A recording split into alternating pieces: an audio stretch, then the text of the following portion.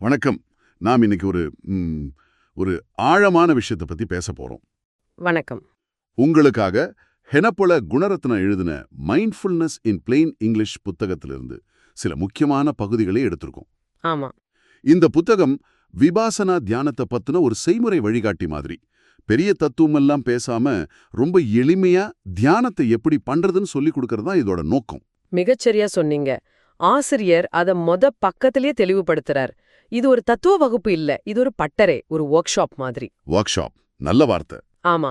தியானம்னா என்ன, அதை ஏன் செய்யணும், முக்கியமா அதை எப்படி செய்யணுங்கிறத புரிஞ்சுக்கிறதா நம்ம நோக்கம். நீங்க இப்போ தியானம் பண்ண ஆரம்பிக்கணும்னு நினைச்சா இது உங்களுக்கு தேவையான அஸ்திவாரத்தை போடும். சூப்பர். அப்போ ஆரம்பிக்கலாம். என் மனசுல வர்ற முதல் கேள்வி இதுதான். இது கேட்கறதுக்கே ரொம்ப கஷ்டமான விஷயம் மாதிரி தெரியுது. ஏன் இவ்ளோ சிரமப்பட்டு நாம தியானம் செய்யணும்? இது ஒரு முக்கியமான கேள்வி. இதுக்கு ஆசிரியர் சொல்ற பதில் என்னன்னா, நம்ம எல்லாருமே உள்ளுக்குள்ள ஒரு ஒரு தீராத அதிருப்தியோட தான் வாழ்ந்துட்டு இருக்கிறோம். அதிருப்தி? ஆமா. இத புத்த மதம் துக்கம்னு சொல்லுது. இது வெறும் உடம்பு வலி மாதிரி இல்ல. இது நம்ம மனசோட ஆழத்துல இருக்கிற ஒரு பதட்டம், ஒரு முழுமையடையாத உணர்வு. ஆமா, அதை உணர முடியுது. வாழ்க்கை ஒரு முடிவே இல்லாத போராட்டம் மாதிரி சில சமயம் தோணும். புத்தகம் இதை பத்தி சொல்லும்போது நம்ம மனசுக்குள்ள ஒரு அரக்கன் இருக்கிறதா ஒரு உருவகம் கொடுக்குது இல்லையா? ஆமா. அந்த அரக்கனுக்கு நிறைய கைகள் இருக்கான். நாள்பட்ட பதட்டம், மத்தவங்க மேல உண்மையான கருணை இல்லாம இருக்கிறது, உணர்ச்சி ரீதியா ஒரு மந்தமான நிலையில இருக்கிறதுன்னு, இதெல்லாம் அந்த அரக்கனோட கைகள் தானா. அப்போ இது எல்லார்கிட்டயும் இருக்கிற ஒரு விஷயமா? கரெக்ட். நாம ஒரு பார்ட்டிக்கு போனா கூட அங்க இருக்கிற சிரிப்புக்கு கீழே ஒரு விதமான பயம் ஒளிஞ்சிட்டு இருக்கிறத நம்மால உணர முடியும். யாருமே முழுசா ரிலாக்ஸ்டா இருக்கிறதில்ல. சரி, இந்த பிரச்சனைக்கு நம்ம மனசு எப்படி எதிர்வினையாற்றுதுங்கிறது தான் விஷயமேன்னு புத்தகம் சொல்லுது. ஆமா, மிக முக்கியமான விஷயம் என்னன்னா, நம்ம மனசு ஒரு ரொம்ப எளிமையான சாஃப்ட்வேர்ல இயங்குது. அது எதையுமே 3 வழிகள்ல தான் கையாளுது.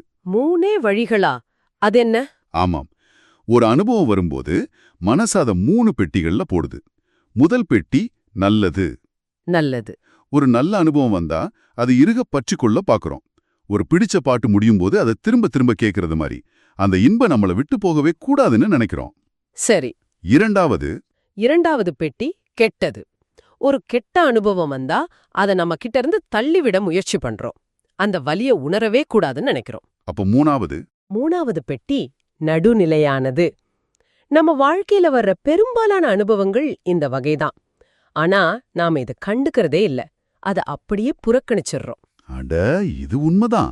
இன்பத்தை துரத்துறோம், துன்பத்திலிருந்து ஓடுறோம், நடுவுல இருக்கிற 90% வாழ்க்கைய கவனிக்காமலே விட்டுடுறோம். அதனால வாழ்க்கை ரொம்ப தட்டையாயிடுது. இதுக்கு இந்த புத்தகம் ஒரு அருமையான ஊமை சொல்லுது. நாகரிகம்ங்கிறது ஒரு கரடுமுரடான கல்ல ஓடுற தண்ணில வச்சு அதோட வெளிப்புறத்தை மட்டும் வழவழ பாக்குற மாதிரி.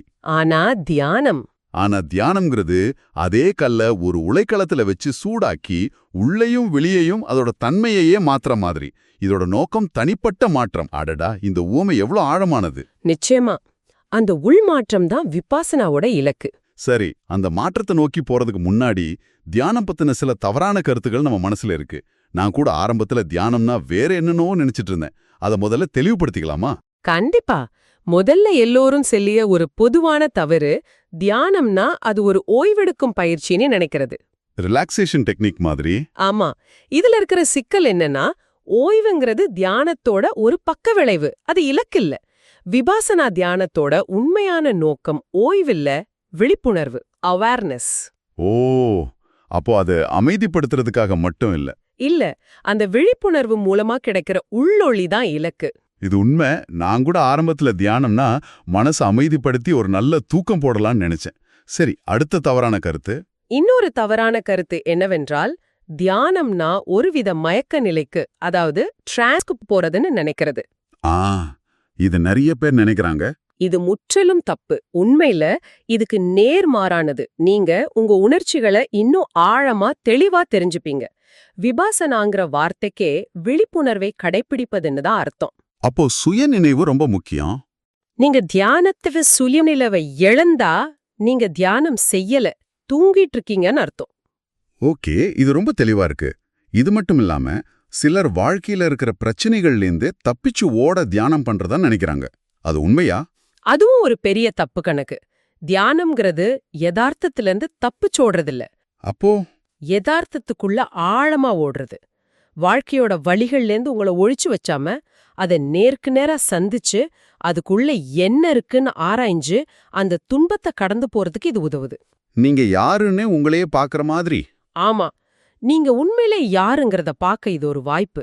கடைசியா இது ஏதோ உடனடி தீர்வு, இன்ஸ்டன்ட் நூடுல்ஸ் மாதிரி வேலை செய்யும்னு ஒரு நினைப்பு இருக்கு. அது சுத்தமா இல்ல. ஒரே ராத்திரியில மதிப்புமிக்க எதுவும் கிடைக்காது. நீங்க தியானம் பண்ண ஆரம்பிச்ச உடனே சில சின்ன மாற்றங்களை பாப்பீங்க. ஆனா ஆழமான நிரந்தரமான விளைவுகளுக்கு பல வருஷங்கள் கூட ஆகலாம். பொறுமை ரொம்ப ரொம்ப முக்கியம். ஆமா. சரி, தியானம்னா ஓய்வெடுப்பது இல்ல, ஒருவித மயக்க நிலை இல்ல, பிரச்சனையிலிருந்து ஓடி போவதும் இல்லைன்னு புரிஞ்சுது. அப்போ சரியான பாதை எது? உண்மையாகவே விபாசனா தியானம்னா என்ன? புத்த மதத்துல 2 முக்கியமான தியான வகைகள் இருக்கு. ஓகே. ஒன்னு சமதா, இன்னொன்னு விபாசனா. சமதா. சமதாங்கிறது மனசை அமைதிப்படுத்தி ஒரே விஷயத்துல கவனத்தை செலுத்துறது. ஒரு மெழுகுவர்த்தி சுடர் மேலேயோ இல்ல ஒரு மந்திரத்தையோ மனசுல வச்சு மத்த எல்லா எண்ணங்களையும் ஒதுக்கி வைக்கிறது.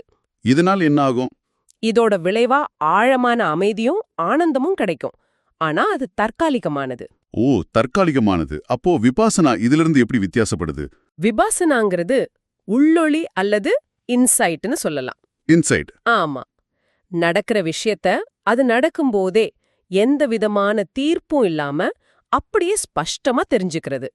நம்ம மனசுல இருக்கிற மாயைங்கிற சுவரை உடைச்சு யதார்த்தத்தோட உண்மையான முகத்தை பார்க்க இது உதவுது. வாவ்.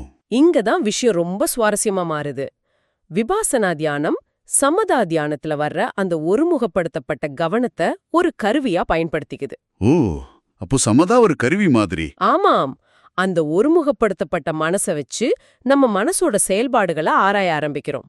இந்த புத்தகத்துல அந்த கருவி நம்மளோட சுவாசம். விபாசனா பாவனான்னு ஒரு பாலி சொல் இருக்குன்னு புத்தகம் சொல்லுது.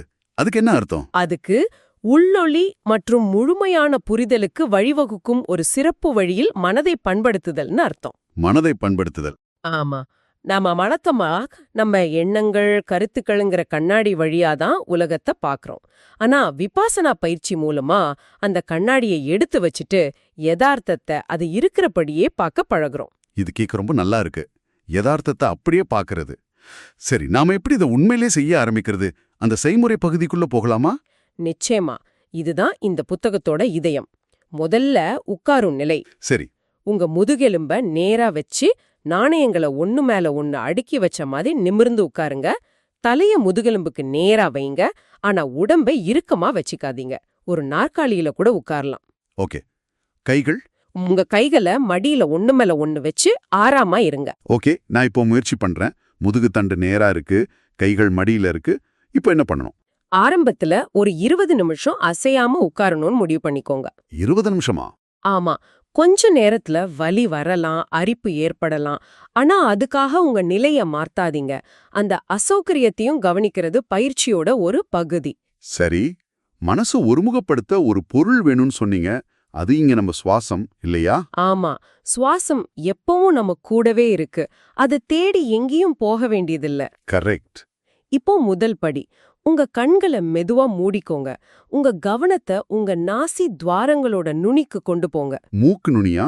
ஆமா, காற்று உள்ளே போகும்போதும் வெளியே வரும்போதும் அந்த இடத்துல ஒரு மெல்லிய தொடு உணர்வு இருக்கும். அத மட்டும் கவனிங்க. சரி, கண்கள் மூடி இருக்கேன். கவனத்தை மூக்கு நுனிக்கு கொண்டு போறேன். ஆமா, ஒரு சின்னதா காத்துப்படுற உணர்வு தெரியுது. ரொம்ப மென்மையா இருக்கு. அருமை.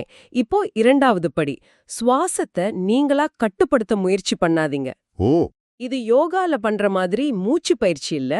சுவாசம் இயல்பா அதோட போக்குல உள்ளேயும் வெளியேயும் போகட்டும். அது எப்படி இருந்தாலும் அத அப்படியே ஒரு சாட்சியா இருந்து கவனிங்க. ஓகே.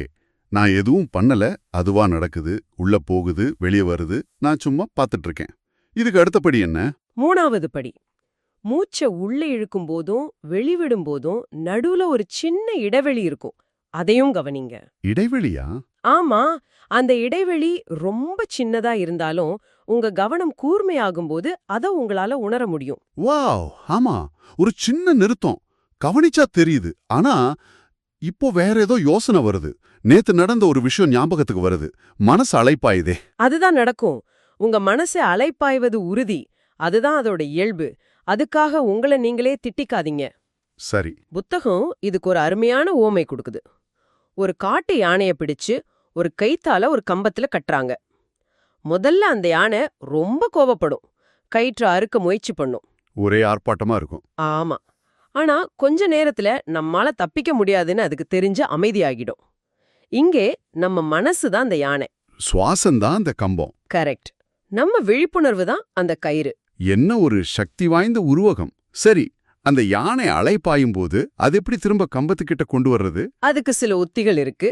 ஆரம்ப நிலையில இருக்கிறவங்களுக்கு எண்ணுதல் ரொம்ப உதவியா இருக்கும். கவுண்டிங்கா? ஆமா. இது மனச திரும்ப சுவாசத்துல நிலைநிறுத்துறதுக்கான ஒரு கருவி. மூச்சை உள்ள இழுக்கும்போது மனசுக்குள்ள 1 1 1ன்னும் வெளிவிடும்போது 2 2 2ன்னும் எண்ணுங்க. இப்படி 10 வரைக்கும் எண்ணிட்டு திரும்ப 1ல இருந்து ஆரம்பிங்க. ஓ, ஓகே. கவனம் நிலைச்சதும் நிறுத்திடணுமா? ஆமா. உங்க கவனம் சுவாசத்துல நிலைச்சதும் எண்ணறத நிறுத்திடலாம். இது ஒரு நல்ல டெக்னிக். வேற ஏதாவது உத்தி இருக்கா? இன்னொரு உத்தி உங்க மனச ஒரு வாயிற்காப்போனா மாத்துறது. வாயிற்காப்போனா? ஆமா. ஒரு வீட்டு வாசல்ல நிக்கிற காவலாளி வீட்டுக்குள்ள யார் வரா யார் போறான்னு மட்டும்தான் கவனிப்பான். அவங்க யாரு எங்கிருந்து வராங்கன்னு கதை பேச மாட்டான். புரியுது. அதே மாதிரி உங்க மனசுல எண்ணங்கள் வர்றதையும் போறதையும் கவனிங்க. ஆனா அதுக்குள்ள போகாதீங்க. ஓ, கோபங்கிற எண்ணம் வருதுன்னு கவனிங்க. ஓ, ஒரு பழைய ஞாபகம் வருதுன்னு கவனிங்க. அவ்வளவுதான். மெதுவா உங்க கவனத்தை திரும்ப சுவாசத்துக்கே கொண்டு வந்துருங்க. சரி, பயிற்சி ஆழமாகும்போது என்ன நடக்கும்னு புத்தகம் சொல்லுது? நீங்க தொடர்ந்து பயிற்சி செய்ய செய்ய உங்க கவனம் கூர்மையாகி சுவாசம் ரொம்ப நுட்பமா மாறும். அந்த நிலைமையில குறின்னு சொல்லக்கூடிய ஒரு விஷயம் தோன்றலாம். குறினா? அது ஒரு நட்சத்திரம் மாதிரி, புகை மூட்டம் மாதிரி, இல்ல ஒரு நிலா மாதிரி இருக்கலாம். இது உங்க தியானம் வளர்ச்சி அடையுதுங்கிறதுக்கான அறிகுறி. அந்த குறி தோன்றினதுக்கு அப்புறம் அது உங்க புதிய கவனப் பொருளாக மாறும். ஓ, அப்போ சுவாசத்திலிருந்து அடுத்த கட்டத்துக்கு போறோம். இதுக்கெல்லாம் இறுதி நோக்கம் என்ன? இந்த கவனத்தை வச்சு என்ன செய்யணும்? ரொம்ப முக்கியமான கேள்வி. இதோட இறுதி நோக்கம் இந்த ஒருமுகப்படுத்தப்பட்ட கவனத்தை பயன்படுத்தி உங்க உடம்புலயும் மனசுலயும் நடக்கிற ஒவ்வொரு சின்ன மாற்றத்தையும் கவனிப்பதுதான். சுவாசத்தை தாண்டி? ஆமா. உடம்புல ஏற்படுற வலி, அரிப்பு, மனசுல தோன்றி மறையிற எண்ணங்கள், உணர்ச்சிகள்னு எல்லாத்தையும் கவனிக்க ஆரம்பிப்பீங்க. அப்படி கவனிக்கும்போது இந்த எல்லா அனுபவங்களும் நிலையாற்றுது. அதுல நான் என்னுடையதுன்னு சொல்றதுக்கு நிரந்தரமா எதுவும் இல்லைங்கிற உண்மையை நீங்க நேரடியா உணர்வீங்க. அதுதான் விபாசனாவோட உள்ளொளி. இது ரொம்ப ஆழமான விஷயம். ஆஹா. விபாசன தியானங்கிறது உங்க மனச காலி பண்றது இல்ல. அது ஒவ்வொரு கணமும் என்ன நடக்குதுன்னு தீர்ப்பு சொல்லாம வெறும்னே கவனிக்கிற விழிப்புணர்வை வளர்க்கிறது தான். அப்போ மனசு அலைபாஞ்சா கூட அது பயிற்சியோட ஒரு பாகமா? ஆமா. உங்க மனசு அலைபாஞ்சாலும், உங்களுக்கு சலிப்பு தட்டினாலும், கோபம் வந்தாலும் அந்த மனநிலைய ஓ, இப்ப சலிப்பா இருக்குன்னு கவனிக்கிறது தான் பயிற்சி. இதுல நீங்க தோக்கவே முடியாது. ஏன்னா நீங்க கவனத்தை இழந்தத கவனிக்கிற அந்த நொடியே அதுதான் விழிப்புணர்வு. சூப்பர். அப்போ இந்த விழிப்புணர்வை தியானம் பண்ற அந்த 20 நிமிஷம் மட்டும் இல்லாம மத்த நேரங்களையும் பயன்படுத்தலாமா? நிச்சயமா. அதுதான் உண்மையான பயிற்சி. உங்க அன்றாட வாழ்க்கையோட ஒவ்வொரு செயல்லையும் இந்த விழிப்புணர்வை கொண்டு வர முடியும். எப்படின்னு ஒரு உதாரணம் சொல்லுங்களேன். பாத்திரம் கழுவும் போது சோப்போட வாசனை, தண்ணியோட சூடு, கையில இருக்கிற தட்டோட உணர்வுன்னு கவனிக்கலாம். நடக்கும்போது பாதங்கள் தரையில படுற உணர்வை கவனிக்கலாம். உட்கார்ந்து பண்றது ஒரு பயிற்சி களம்னா வாழ்க்கை தான் உண்மையான ஆடுகளம். வாவ்! நாம பேசின விஷயங்கள் எல்லாம் மனசுல வச்சு பார்க்கும்போது இது வாழ்க்கையை அணுகிற ஒரு புதிய முறையா தெரியுது. அப்போ உங்ககிட்ட இருந்து நாம எடுத்துக்க வேண்டிய ஒரு இறுதி சிந்தனை என்ன? நீங்களே இத பத்தி யோசிச்சு பாருங்க. இந்த புத்தகத்தோட படி ஞானம்ங்கிறது ஏதோ மனை உச்சியில கிடைக்கிற விஷயம் அல்ல. அது எந்த ஒரு கணத்திலும் ஏற்படலாம். எந்த ஒரு கணத்திலுமா? ஆமா. நீங்க அடுத்த முறை மூச்சை உள்ளிழுக்கும் போது அந்த ஒரு நொடி வேற எந்த எண்ணமும் இல்லாம, எந்த தீர்ப்பும் இல்லாம உங்க மூக்கு நுனியில அந்த காத்து படுற உணர்வை மட்டும் முழுமையா கவனிச்சா, உங்க மனசோட இயல்பை பத்தி முற்றிலும் புதிய ஒரு விஷயத்தை அது உங்களுக்கு வெளிப்படுத்தக்கூடுமா?